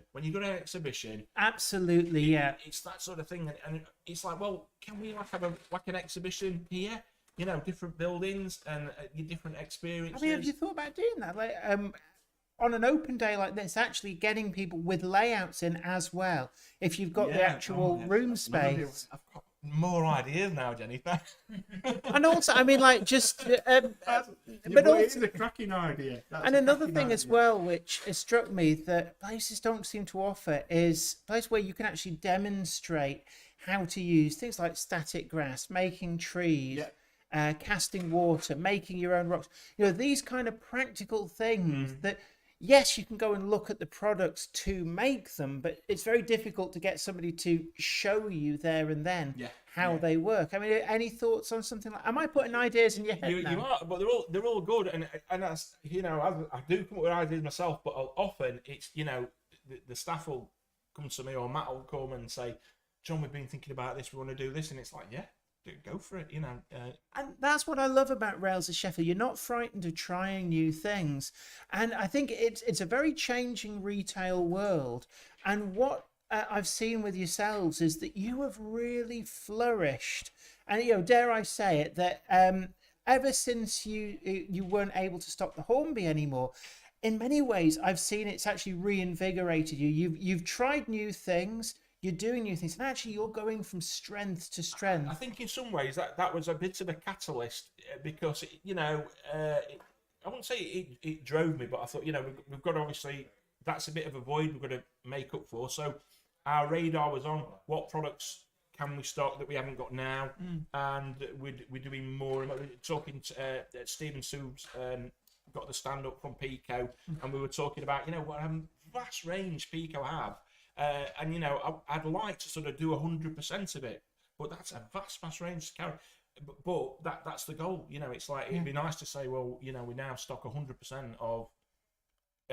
Not when I say stock, we can get everything in Pico, but to actually have it in stock. So it's actually there, and people can come in and just buy it there and then. Because at the end of the day, we know for a fact that there's a difference where you can sort of say, oh, we can order it for you. Yeah, and but if you've got it and it's like we've got it, that's it. I think it's one of the things where if stuff's like ordered on request, it's like the kiss of death to an order. To most people, they look at that and go, "No, I'll go elsewhere." But if you physically got it in stock, and one of the things actually that Pico had, which I really liked, is with the little dioramas that not just show you the products, but give you an idea of how they will look on your layout. I mean, it's the thoughts if you've got that new shop that you're going to bring into the Rails family, actually being able to do what you've done with the Woodland Scenics, where you've got the little demo things that show you not just all the different products, but what they look like in a layout setting. Could you do that with, say, Pico? That'd be brilliant, yeah.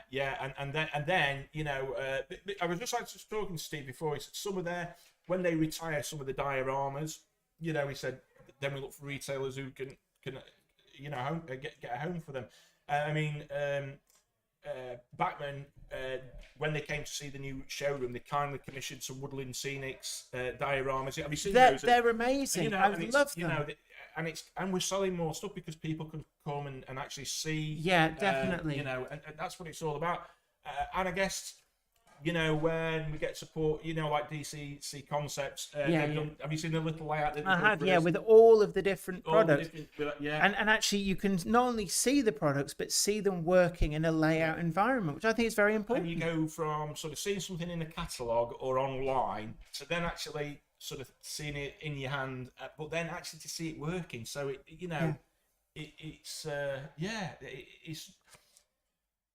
it's just a different way of retailing, and but we enjoy it. And you know what? Obviously we're in this to run as a business. Else, because if we don't make money, then we can't reinvest it. And absolutely. But that's what we're trying to do. The money we make, we're trying to reinvest a lot of it to get people to have the utmost retail experience. But very close to being successful in business to me, or equally even, is the fact that putting smiles on people's faces, that's so rewarding. And things like today where they've loved it, people loved it, and so there'll be more of it, and hopefully we can continue and keep doing new things, new products, new ideas. Oh, you thought about having a little cafe here as well, so that you can Stop it, Jenny. You can have like dare I say it, you can have a wife crash in here where they come and just sort of like sit. So I suppose if we did that, we could have like a little bit of an LGBT track that actually delivered the nice Latin. Well, there are restaurants. Have you seen the rest? There's a restaurant where they actually do that with LGB. Wait, is that in UK or in Europe? I think it's somewhere like Denmark. Yeah, I think I've seen something online for that. Yeah. I'll shut the spots on that stuff at the gate. Oh right. Yeah. I was. Help yourself, sir. Yeah. There's drink. I think there's water and there's. I think it looks like just Dr Pepper, but grab yourself a plate. I think there's some plates. And I don't drink really. That's all right. Do you know where? I don't know what Dr Pepper. Dr Pepper's. I think I probably did it. It's very nice. It's like a slightly sherbety taste.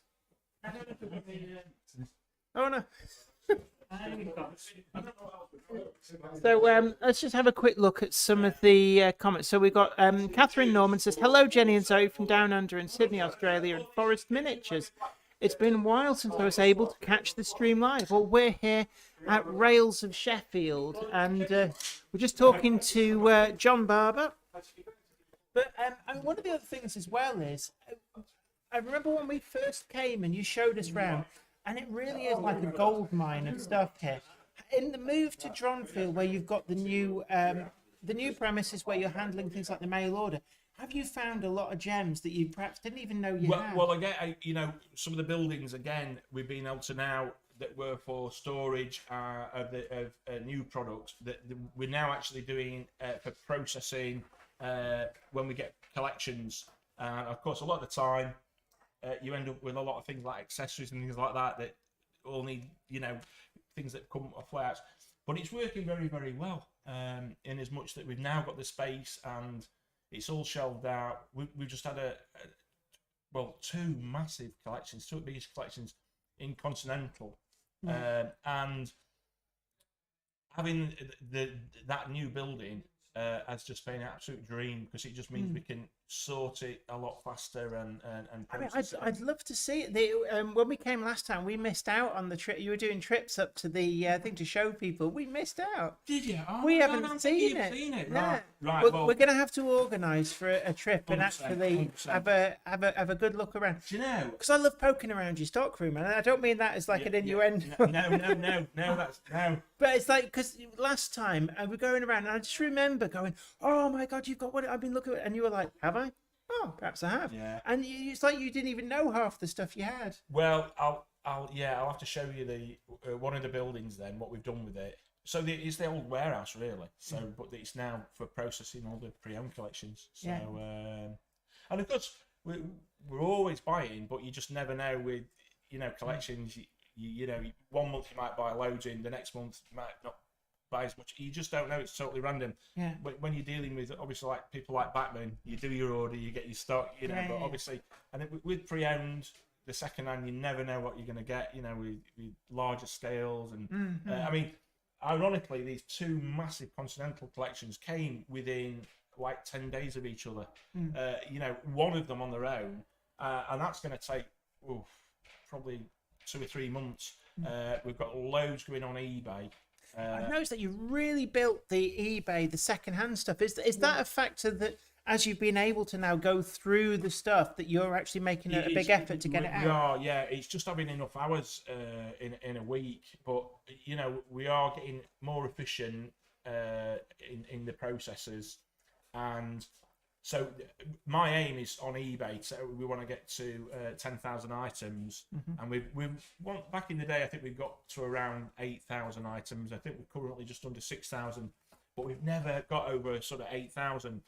And so that's a goal we've set, to have 8,000 listings on there. 10,000. So we could say, well, we've never done that. I mean, we've actually started introducing a bit of pre-owned onto the website. I noticed that as well. We've not really done a push on it, because it's literally, we say, we'll when we get it to sort of 300 or 400 items, we'll send a mail shot out. We just sell it. It's so quickly. I mean, that's So one of the things I've noticed. Is it's priced to sell. It's not not going to hang around. I suppose that's it. I could say, but we always price things what we think is a really good middle of the road market price. So we do our research and homework. So we're on the sort of pulse, and that's why I suppose when we were buying things, often we'll get collections because we're clued up. We've got an experienced team of buyers who know how to price things, and we have a lot of delighted customers who get a lot more money than often than they think they were going to get. But it's just because our expertise over the years we've built up, and we know what we can market. And of course, because we're a little bit of a destination on things, people do come to us. So people.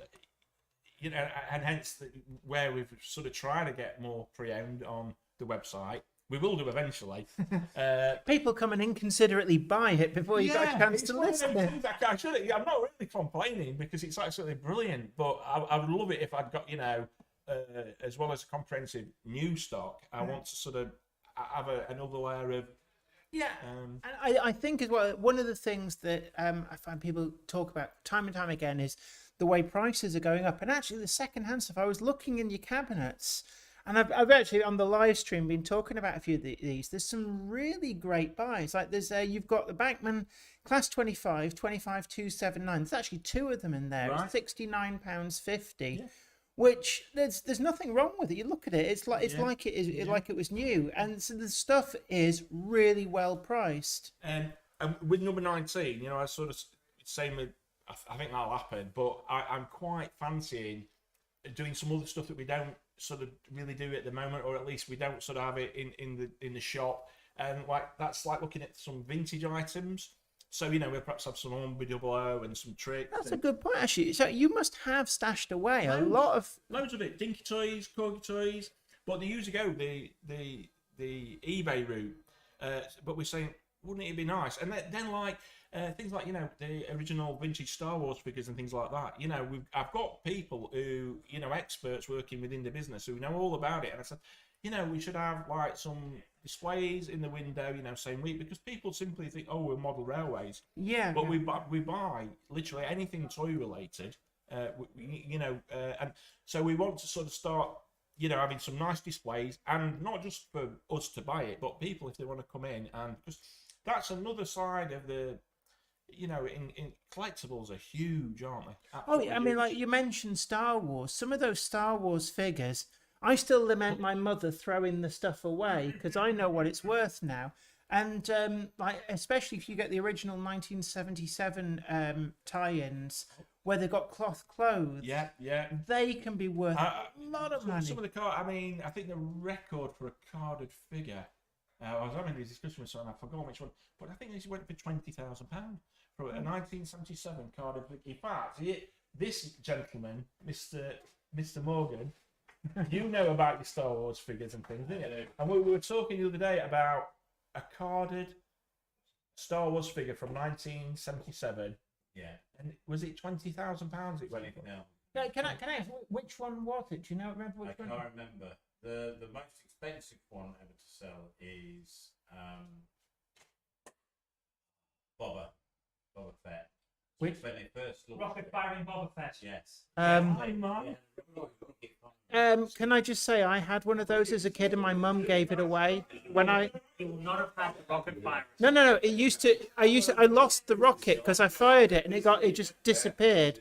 But I had from the original release with the proper cloth clothes, and they weren't on the backing cards because they were being played with.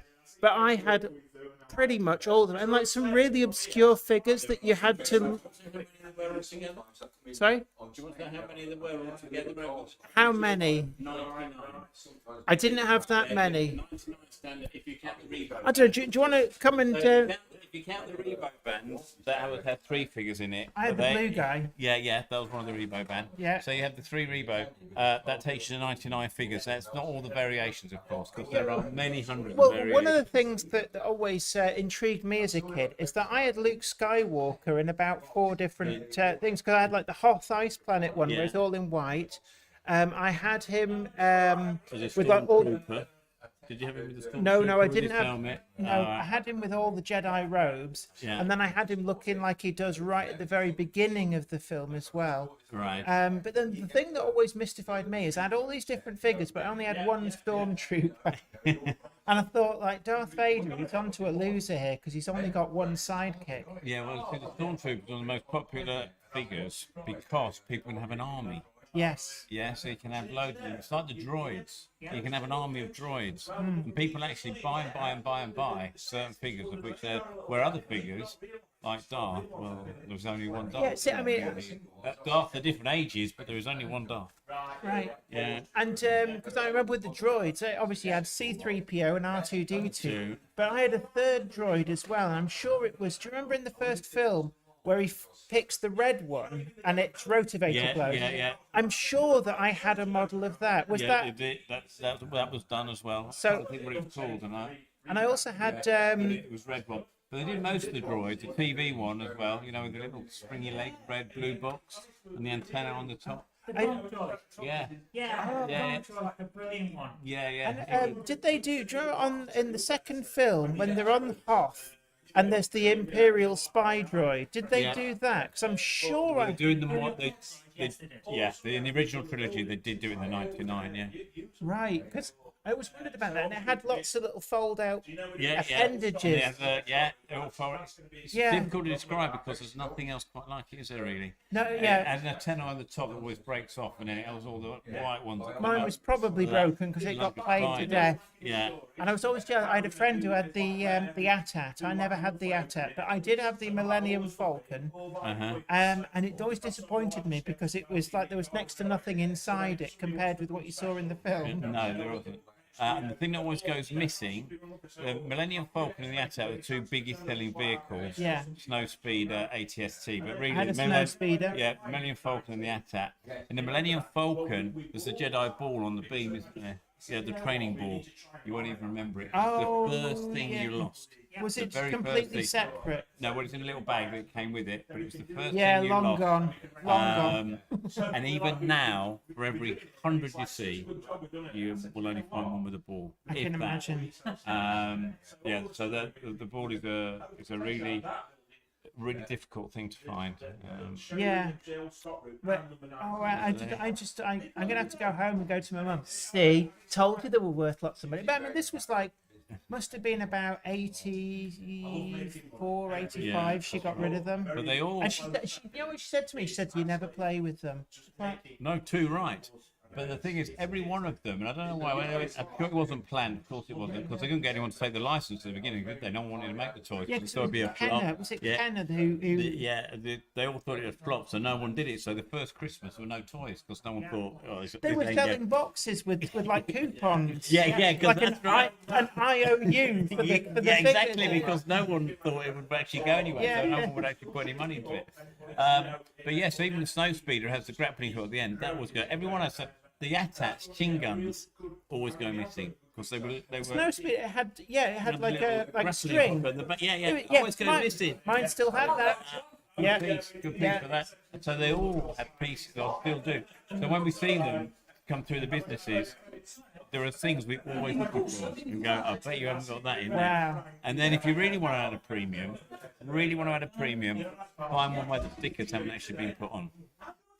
Yeah. So when they were new, with the stickers coming like a Yes, stick, and you, no, we're on a sticker sheet which are applied later. oh my So word! you find one without them on. Then if you find one sealed, Oh you yeah. then start to take them into a different place. And then you look at it and you think, which kid got this and went, yeah, stick it in the cupboard. Yeah, Because yeah. I mean, that's what it amounts to is that basically somebody got this as an unwanted present but never Yeah. got rid of it. Because Or a why? very strict father who said, "You're not getting that for Christmas now." See, when growing up, my father always drummed into me. He said the box is worth more than the contents. So things like Hornby 00, I've still got all the boxes because he made me look after the Do boxes. you know what I think the one big exception in the industry is? Because if you take a dinky toy, if you take a Star Wars toy, that's two things people can relate to. I think that's an absolutely true, a huge truth. And the one category where I think it's not as important, I think it's model railway. Yeah, the mint stuff, as in it's like it left the factory, yes. But I think there are far more collectors of loose and are happy with their loose, very nice, But they in the wanted. model railway industry compared to other areas. I think that the box always raises the price noticeably. Because what I've seen is that whereas people are more happy to buy unboxed, they don't want to pay as much for it. No. So there's definitely a price difference between Yeah. having and not having the box. Yeah. And I just think model railway people aren't quite as precious. I think it's because they have a third angle. They don't just have it in a box or out of a box. It's not on display or hidden away. They have this third criteria called running, don't they? yeah, you have it on a layout. Yeah, which is something that you don't really get in a lot of other toy Yeah. categories. Yeah. See, I mean, I've got boxes and boxes of just the empty boxes in storage because I don't keep anything in the boxes. Yeah. Because that destroys the flaps and stuff. And anyway, it's bad getting them in and out. But I still, even now as an adult, have in the back of my head my dad going, look after the box, it's worth more than the content. Well, I've often been asked, what is the one toy you should buy today that'll have value tomorrow? And there are many answers to that, but my answer has always been, and I've been in this industry since 1982, I started. The one answer I always give is go and stand outside the toy shop and find the toy that every child is ripping the packaging open. As soon as they walk out of the shop, they go, wish. and it disappears. That's what you want to go and buy. Well, I can remember years and years, there was a guy who we always used to see at shows, and the company that he ran was called Childhood Memories. And he had a thing where what he would do is he'd go down the auction and he'd buy last year's toy line, the ones that they just wanted shot of what was left. And he would buy like 50, 100, 200 of everything he could get his hands on, mint in the box or mint on card. And then he where he lived, he had, it was an old farm and he had lots of outbuildings. And he just put them into storage and he said, you forget about them. He says, you're not buying them to sell there and then. He says, you will sit on them for 20, 30 years. And he says, you have to keep doing that. And then eventually, he says, they're my pension. And when the episode 1 of Star Wars came out, he wheeled out all of the original Star Wars figures mint on card. But not just like 1 or 2. He'd have like 10 of them all lined up on the rack. And you're looking at them, how can that be rare? You've got 10 of them. And he said that 95% of what you bought would never make back what you'd spent on it. But the 5% more than made up for it. Yeah. And he said you can't really predict what's going to be super rare, because if you could, everybody would be buying it. Yeah. And the things that are sold as collectibles, like collect it today, family heirloom of the don't, future, yeah. he said, don't even bother wasting your money Oh, on you that. haven't got any of those family heirlooms of the future, have you? I hope? What, you mean the Flying Scotsman? Yeah, clock? yeah. No.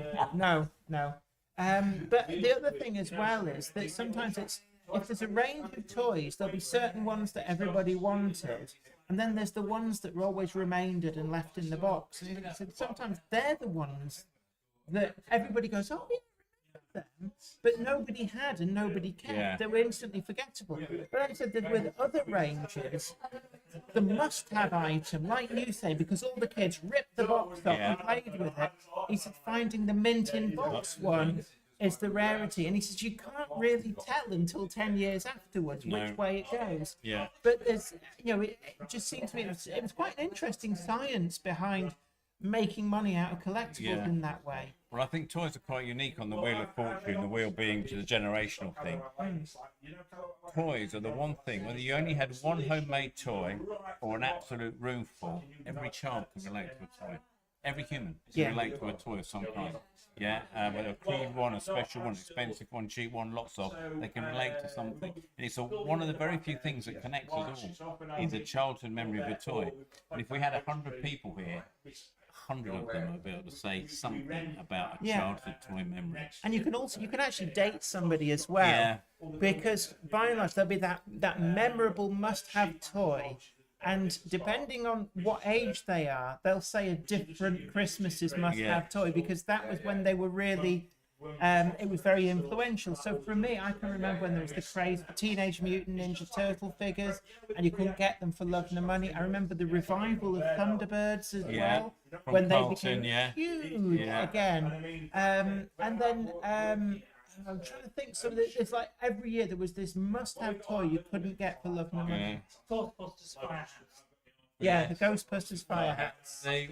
What's the one with the not my generation, but the one with the sun, the smiling sun? Wasn't that Telly?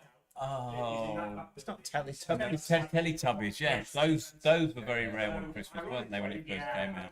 Yeah. But I think there's a lot of marketing ploy in that these days. I think there's a marketing science behind some of it. I think as well, and whereas in the past things just became collectible, there was no meddling from the manufacturers. Nowadays, there's an element that the manufacturers want to cash in on that idea that it might become collectible.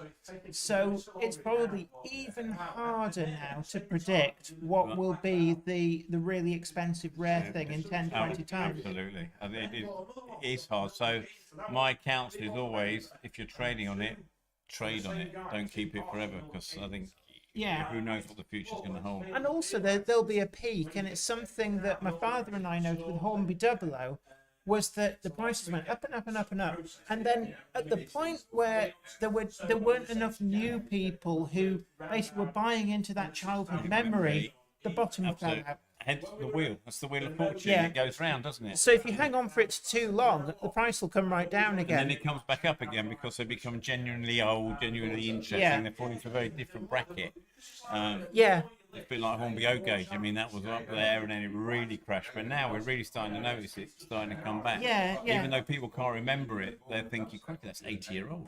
Yeah, it's like rather than getting people who remembered it as a kid and would look at something like an O-Gauge Eton and go, oh, I always wanted one of those to get, and would get it because of that.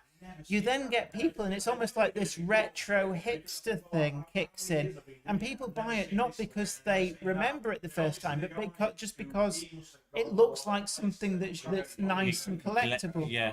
I mean, I see it with vinyl record collecting. Yeah. It's become huge again now with people who's like teenagers, early 20s, Yeah. buying records which were originally pressed when they weren't even born. I know. My son is 23, and he buys his music on vinyl. He's a big has a big music interest. But when he was a nipper, he called them black CD. You know, it's just like, you know. But you see, I mean, I get accused of being like the ultimate hipster thing is, but I was buying them before it was cool. But you see, I was a DJ in the late 90s on radio, and I used to get sent a lot of stuff on promo, but I just never stopped using vinyl records. And I used to, probably between 1995 and 2005, you had to really hunt to find records because nobody particularly was bothered by them.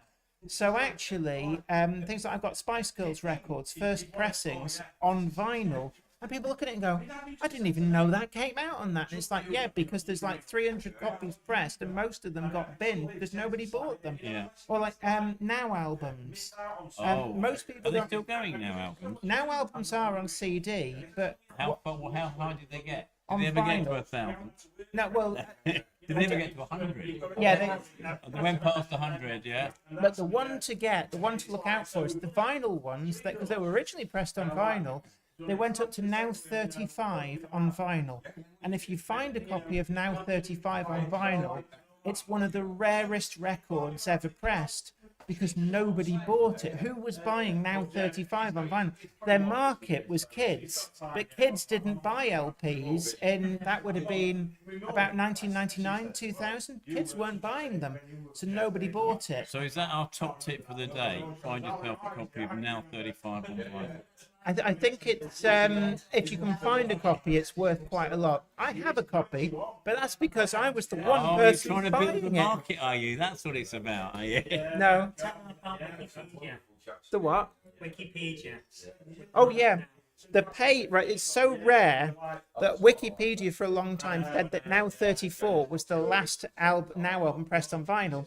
And I kept getting my edit reversed and being told, stop spamming it with false information. And I had to share a photograph of my copy of Now 35 with the gatefold open and the LPs pulled out to prove that it really existed. That's how rare it is. Excellent. I look Yeah. forward to that picture. Thank you. Anyway, look, thank you so much for talking to Excellent. us. So that was a bit of an impromptu delve into the world of toy collectibles. And vinyl as well. So, Jen, it's 3:45. Oh God, yeah. So we're gonna call it a day now. It's been really great hanging out with you. Thanks for joining us, and a really big thank you to John Barber. We had a great chat with him. We also had Mr. and Mrs. Skipsy Trains. Really great to talk to them. And I didn't get that gentleman's name. You're asking the wrong person. And the collectibles guy from Rails of Sheffield as well. It was really, really informative. But you take great care of yourself. Don't forget to tickle the like button, share this stream, and we'll catch you on Monday. Take care. Thanks so much for joining us today. Take care. Bye. Take care. Bye for now. This is the awkward bit where you go for the stop button. Yeah. See ya. Oh, Stay there. Skipsy Trains has left. It's a present for you. I didn't want one. Yes, you did. No, I didn't. They thought you did, so I bought it for you.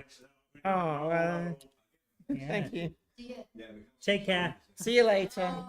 Well, they look fantastic. Who else had them done? And I'm like, oh my god. Andrew used to work here. She had Oh my god, it looks so good.